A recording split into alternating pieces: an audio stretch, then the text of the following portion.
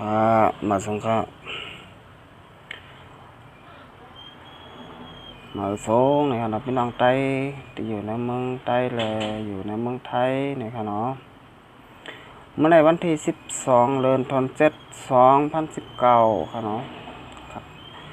ข่าวยาม7 โมง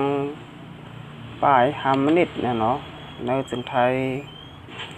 คำไหนมาพบทบจำข่าวสายหยัดหนุ่มนะครับเนาะคำนั้นก็ได้มี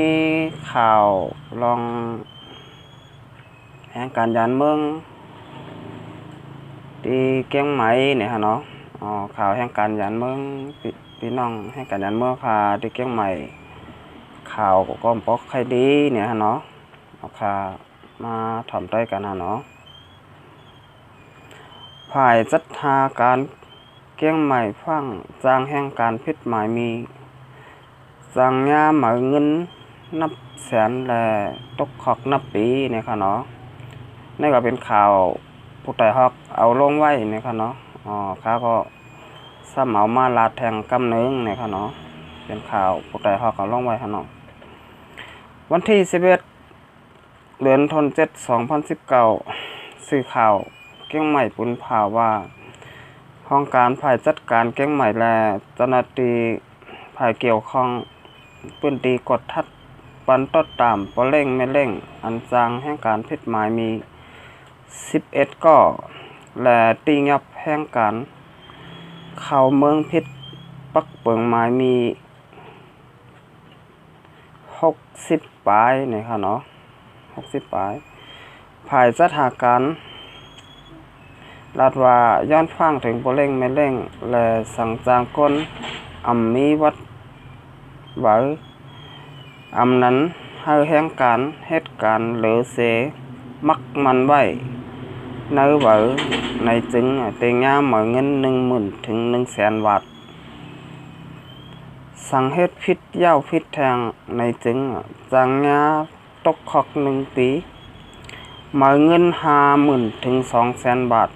นั้นตกขอกตั้งยาเหมือนเงินและห้ามจางแห่งการตาเข้าตั้ง3 ปีนะครับเนาะแห่งการซ้ำสังมีวัดเบาเสเหตุการณ์จึงยาเหมือนเงิน5,000 บาทถึง 50,000 บาทนะครับเนาะเปเร่งไม่เร่งตีจางก้นมีวัดมีเบาเนี่ยฮะเนาะ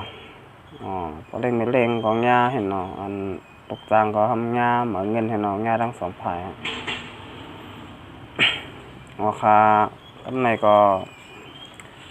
มาถ่อมด้วยข่าววันที่2เนี่ยฮะเนาะวันที่1ได้ยากยาวเนี่ยครับเนาะ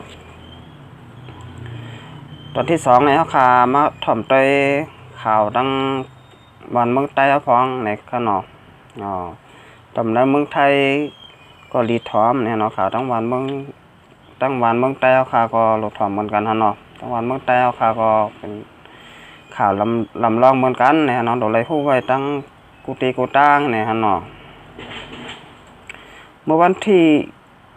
11 เดือนธันวาคม 2019เนี่ยฮะเนาะปาร์ตี้โฮเซลงครบทบคนเมืองตีเงางุนตีหมู่เขาเลยจีเจ้าเขาไตเจตอนล่างเคอเนี่ยฮะเนาะแต่เมื่อเดือนแก่หลายวันที่9 ถึงวันที่11เนี่ยเนาะวันจุมป้องกันเงางุนอีกผู้แตนพองในเมืองไต้วัดจานเข้าห่มกัน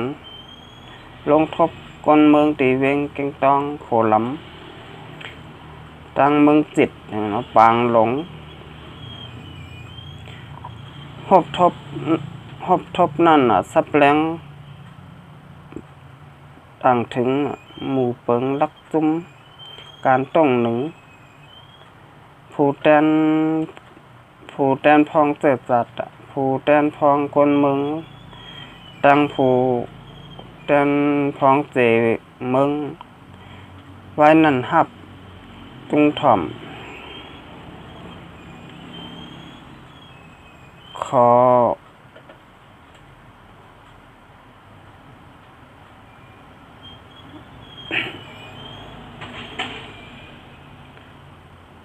กลางเจอปอมเมก้นเมืองเส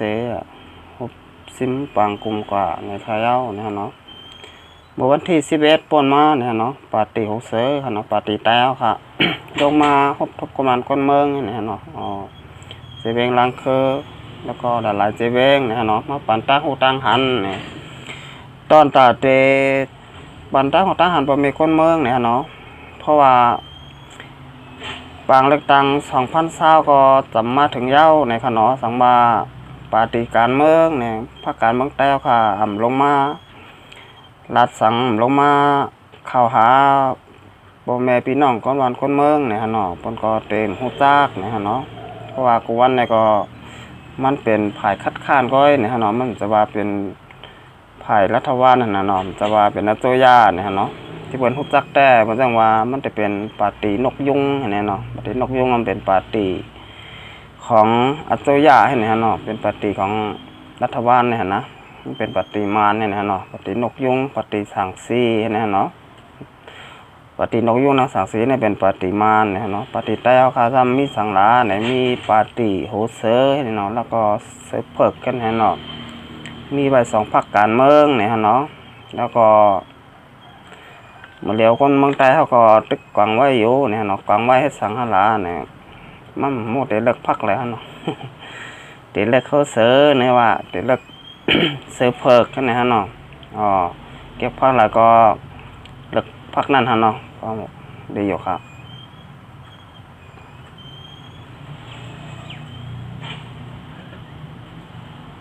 แล้วก็มื้อในเนี่ยฮะเนาะมื้อใน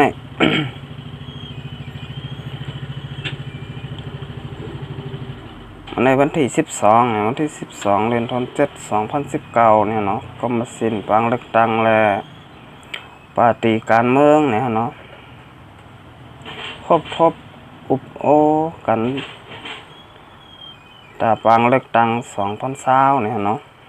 อ๋อมื้อนี้ก็มาสิ้นน้ำเย็นเนี่ยลงปังเลือกตั้งให้เนาะมาอุบโอกันเนี่ยเนาะมันมีสังหลายเนี่ยมันมีอยู่มาข่าวลมฮะเนาะก็ตีมาข่าวลมตีปางอุโบกันมีไว้อยู่23จุ้มเนี่ยเนาะ23จุ้ม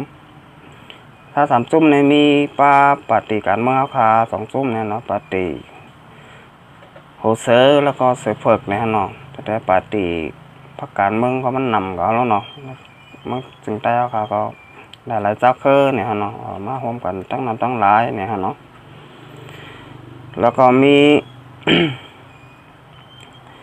ได้อุบกันกว่าละลา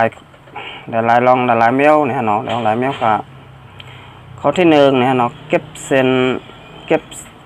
สายไม้ก้นตาเตตอดแคบกลางใจปืนออกเนี่ยเนาะข้อที่2ห่างแฮนตีกำแลตาหาเสียงเนี่ยเนาะข้อที่3ลองห่มลมแลลองงบงี้กันได้เฮ็ดลายสร้างในปังเลือกตั้งเนี่ยเนาะข้อที่4ปันตั้งหูตาปุ่นพรปอมแม่คนเมืองเสื่อนมีปุ่นพรตาตอดแคบกลางใจเนี่ยเนาะข้อที่5ไม่มีตาปฏิการเมืองและหน่อเต้นพ้อง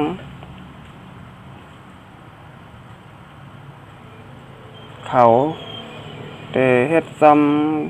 ำการใช้จ่ายพ้องหาเสียงเลือกตั้งในค่ะเนาะนั่นค่ะแหละมันก็มีหลายลองหลายเมี้ยวเนี่ยเนาะก็เลยอุบมาลัดกันเนี่ยเนาะในปังอุโบเนี่ยเนาะเพราะว่าปังเลือกตั้งปี2020ก็จำมาเย้าเนี่ยเนาะมันนี่ก็เดือนที่7เนี่ยเนาะ